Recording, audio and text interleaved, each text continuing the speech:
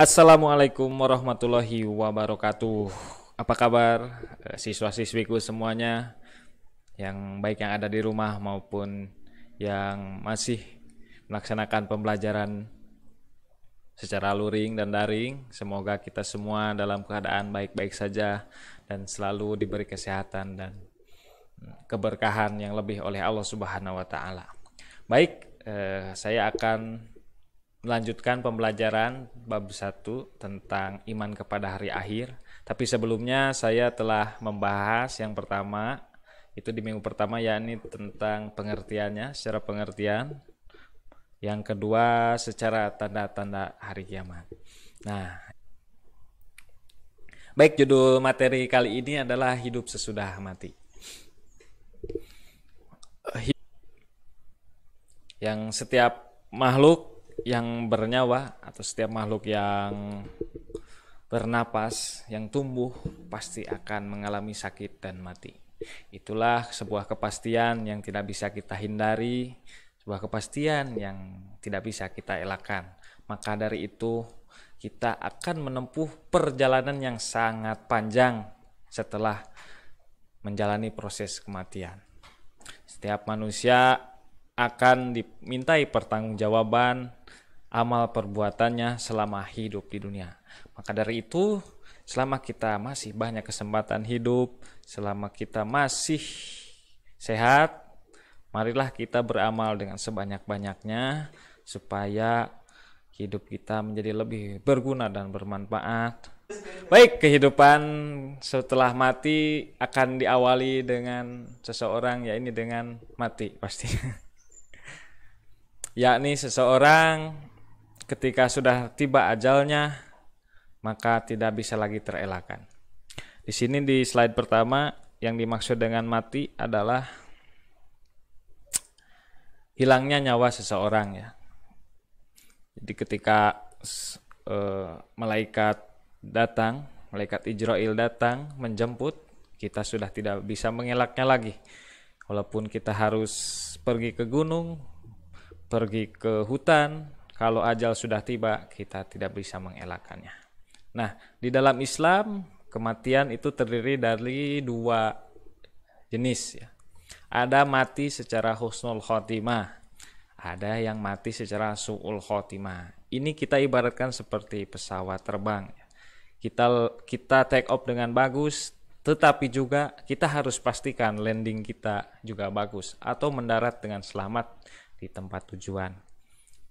Mendarat dengan selamat di tujuan, itulah yang kita harapkan selama ini, yakni meninggal secara husnul khotimah.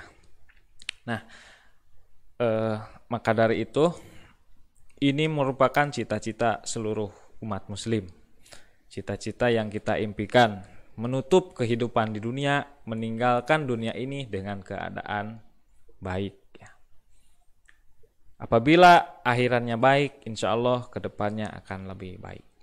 Berbeda dengan yang meninggal secara su'ul khotimah, yakni meninggal ketika berbuat maksiat. Ketika dia sedang minum minuman keras, atau sehingga dia kena overdosis dan meninggal, ataupun ketika sedang mengkonsumsi narkoba, kemudian dia meninggalnya itu adalah meninggal su'ul khotimah karena sedang berbuat maksiat kepada Allah. Naudzubillahi min dzalik, semoga kita terhindar dari hal-hal tersebut. Selanjutnya, kematian itu ada prosesnya yang dinamakan dengan syakaratul maut. Syakaratul maut adalah peristiwa yang sangat dahsyat terakhir bagi umat manusia sebelum meninggalkan dunia ini. Setan di situ akan menggoda, di detik-detik terakhir akan menggoda manusia untuk melencengkan akidahnya dari Allah Subhanahu wa taala.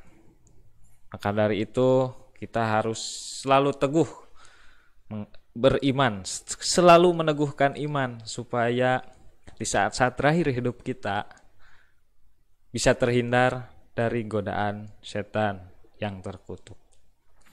Nah, itu dia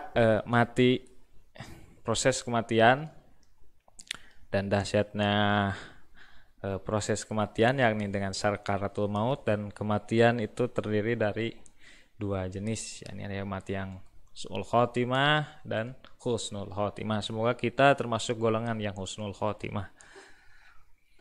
Nah, setelah kita meninggal dan jasad kita terkubur kaku, maka akan datanglah dua malaikat yang akan menghampiri kita. Malaikat, jika orang tersebut banyak amalan baiknya, maka akan ada dua malaikat yang menghampirinya dan mencoba menenangkannya dan mendudukannya di sana. Lalu dia akan menampakkan neraka ke orang tersebut. Kemudian setelah itu dia akan memalingkannya dan menampakkan itulah tempat terakhir dia, yakni surga yang kita inginkan. Tetapi bagi orang yang sering berbuat jahat, bagi orang-orang yang sering membuat maksiat, maka akan didatangi malaikat yang berwajah seram. Nah, disitulah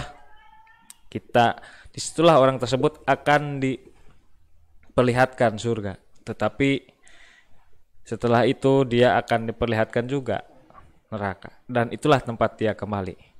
Maka dari kedua tipe ruh ini nanti akan berdoa. Bagi yang ditunjukkan surga, maka dia akan berdoa, ya Allah, cepatkanlah hari kiamat.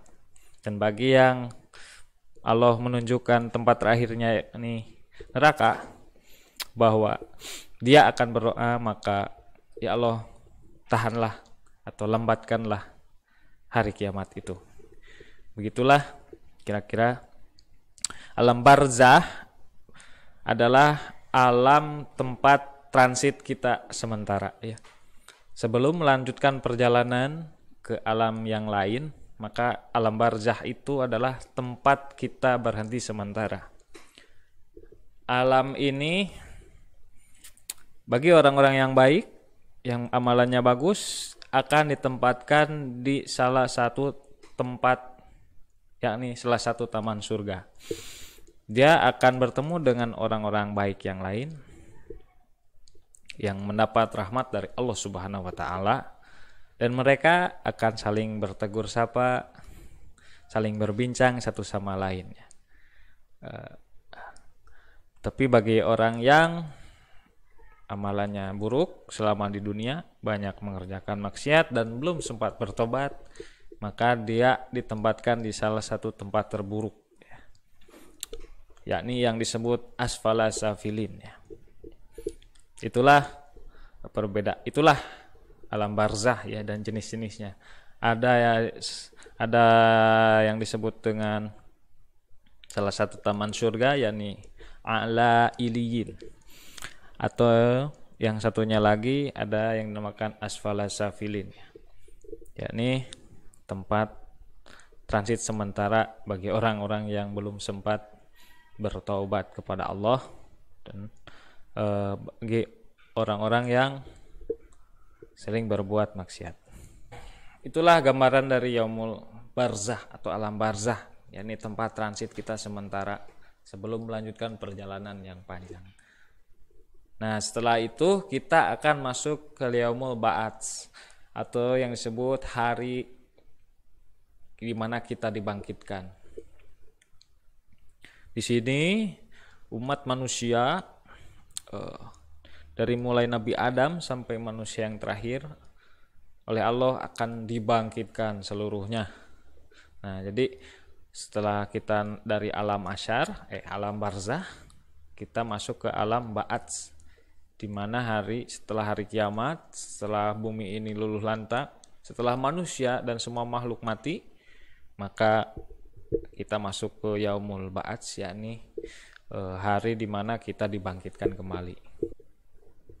Setelah itu kita digiring menuju satu tempat. Nah, tempat ini yang dinamakan padang mahsyar atau yaumul has, yakni di mana kita akan benar-benar melakukan perjalanan yang sangat panjang menuju peradilan Allah Subhanahu wa taala. Nah, di sini juga terdapat banyak sekali jenis-jenis manusia dengan cara mencapai ke peradilan Allah ya. Ada orang yang tenggelam oleh keringatnya sendiri ya, saat melakukan perjalanan menuju peradilan Allah. Ada yang merangkak, ada yang kepalanya di bawah, kakinya di atas. Itu tergantung dari amalan-amalan yang diperbuat selama hidup di dunia. Tapi bagi orang-orang yang sering berbuat baik di dunia, banyak bersedekah, berkurban, maka Allah jamin kendaraannya yang bagus ketika menuju tempat peradilannya nanti. Ada yang cepat, ada yang lebih cepat sampai tujuan, ada juga yang biasa saja, jalan biasa, ada juga yang sampai merangkak. Nah, itu semuanya ditentukan oleh masing-masing amalan perbuatannya. Setiap manusia satu persatu akan diadili oleh Allah Subhanahu wa taala, yakni Allah akan menghisab seluruh amal perbuatan kita ya. Mana yang baik dan mana yang buruk, kita tidak akan lolos walaupun amalan kita sebiji sawi, tetap Allah akan menghisabnya. Kemudian setelah itu Allah akan menimbangnya ya, dengan seadil-adilnya. Disinilah keadilan Allah ya akan ditunjukkan. Disinilah tempat peradilan yang sesungguhnya. Tidak akan lolos amalan kita sedikit pun, akan dihisab ya.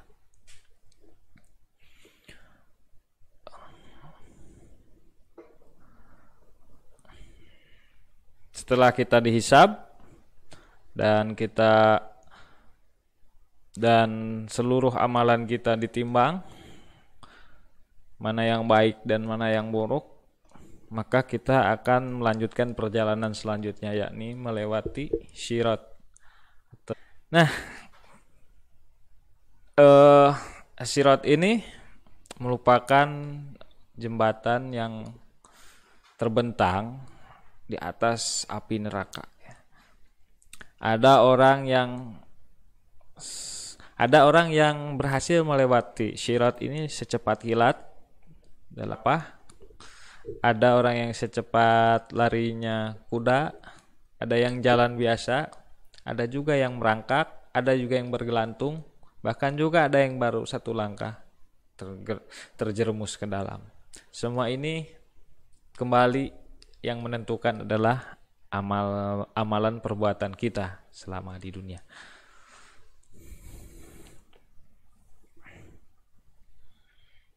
Nah, ini adalah alam yang terakhir. Penantian kita, perjalanan akhir kita adalah sampai ke Yaumul Jaza, yakni hari di mana kita menerima balasan apa yang telah kita perbuat. Semua yang diusahakan oleh kita, semua yang diperbuat oleh kita, terakhir akan menerima pembalasannya, baik itu surga ataupun neraka. Surga adalah sebuah tempat yang dimana di dalamnya terdapat kenikmatan yang kekal dan abadi. Sedangkan neraka di dalamnya terdapat kehinaan dan keburukan yang kekal juga. Mudah-mudahan kita termasuk golongan orang yang masuk surga semua.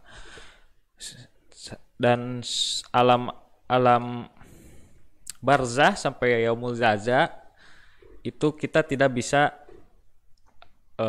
menggambarkan secara real, menggambarkan secara apa yang kita pikirkan. Alam itu merupakan alam yang tidak bisa dijangkau oleh pikiran kita ya.